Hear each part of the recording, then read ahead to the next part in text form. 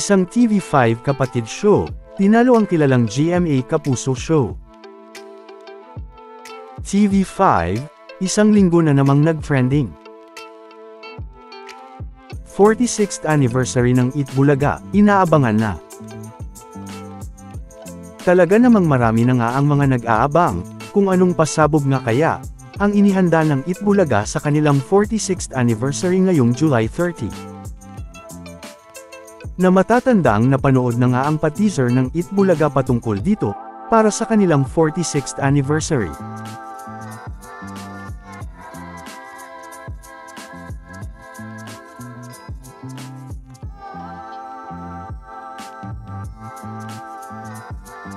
Napanood pa nga ang pa-throwback ng Itbulaga sa kanilang Silver Special.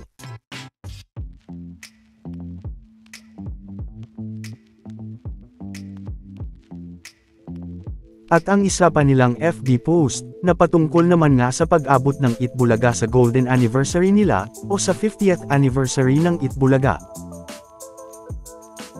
Na matatandaang, sa kanilang 45th anniversary pa lang noon, ay ito nga ang kanilang tema, o ang 5 years to 5 decades. Kaya naman, ay dapat nga nating abangan ang mga sorpresa, o gagawin ng Itbulaga sa kanilang 46th anniversary sa July 30, at ganun na rin nga ang inihanda nilang pasabog para sa atin. Hindi lang yan, dahil kaabang-abang din nga ang opening prod number dito, at mga production number na gagawin dito ng mga Dabark ads. At ganun na rin nga ang mga posibleng announcement, na iaanunsyo dito ng Itbulaga. Naaabot pa nga ng ilang buwan, dahil hanggang October ay may pa-surprise pa ang Itbulaga sa mga Dabark ads sa abroad, dahil susugod naman ang Itbulaga at mga Dabark ads sa Sydney, Australia sa October. Hindi nga lang yan, dahil hindi nga lang ang 46th anniversary ang dapat nating abangan sa Itbulaga, dahil dapat din ng abangan ang mga susunod pa nilang anniversary, at ang pinaka-pinaghahandaan nga ng TVJ, na pag-abot ng Itbulaga sa kanilang 50th anniversary.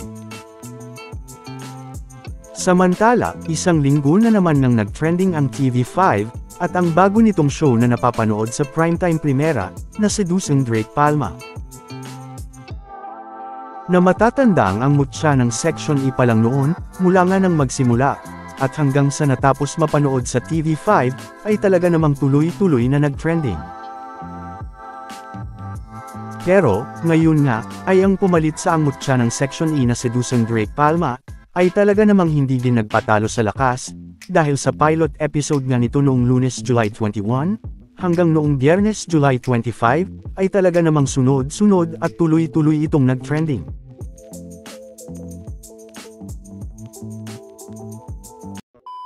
Welcome back mga ka-highlights! Bago tayo magpatuloy ay maaaring mag-subscribe at i-click ang notification bell para updated kayo sa mga susunod pang videos, at paki-like na rin ang video, share at mag-comment na rin. Maraming salamat po!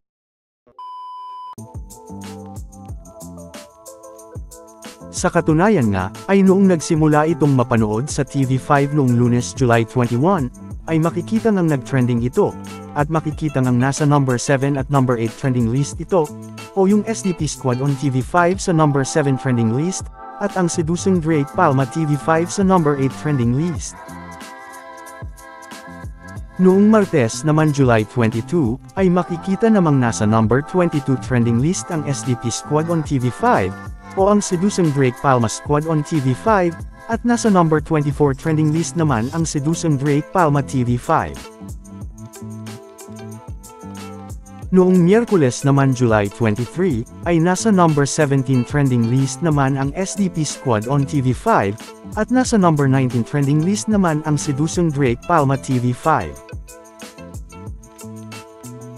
Noong Huwebes naman July 24, ay makikita namang nasa number 18 trending list naman ang SDP Squad on TV5.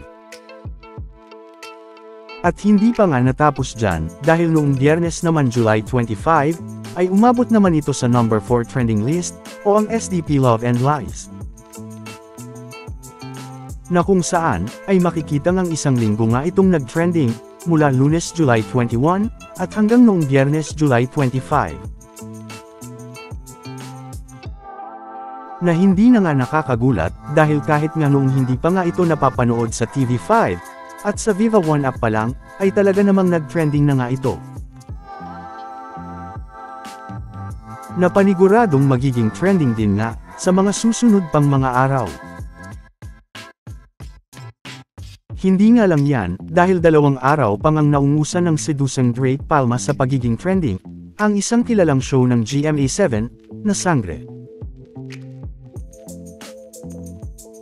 Sa katunayan nga, noong Biyernes July 25, na makikita ngang umabot sa number 4 trending list ang sedusang Drake Palma Love and Lies, at makikita naman ngang nasa number 6 trending list naman ang Sangre. Na makikita ngang naungusan ng sedusang Drake Palma, na nasa number 4 trending list, ang isa din nga sa mga palaging trending na show ng GMA na Sangre, na nasa number 6 trending list naman.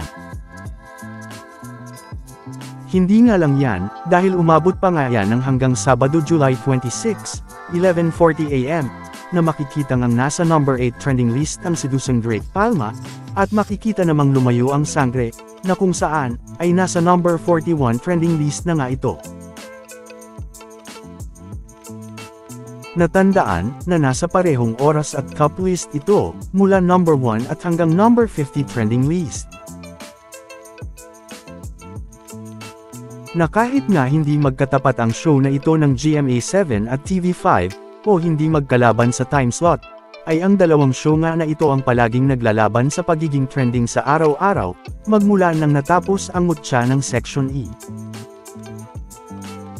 Na matatandang noong pagbisita ni Angela sa Itbulaga, naka-love team nga ni Robin sa sedusang Drake Palma, ay nag-trending din ito, na makikita ngang nasa number 17, at number 20 trending list ang pagbisita niyang ito sa Itbulaga noong July 18. O ang Angela Muji Itbulaga, at ang SDP on EB, dahil matatanda ang noong July 18 ay Biyernes, na kung saan ay kasama din si Robin.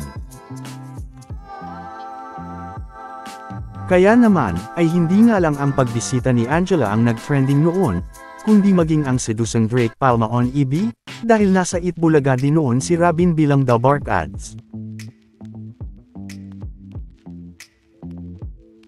Samantala, ano naman ang mga masasabi nyo, patungkol sa mga napag-usapan natin, sa video na ito?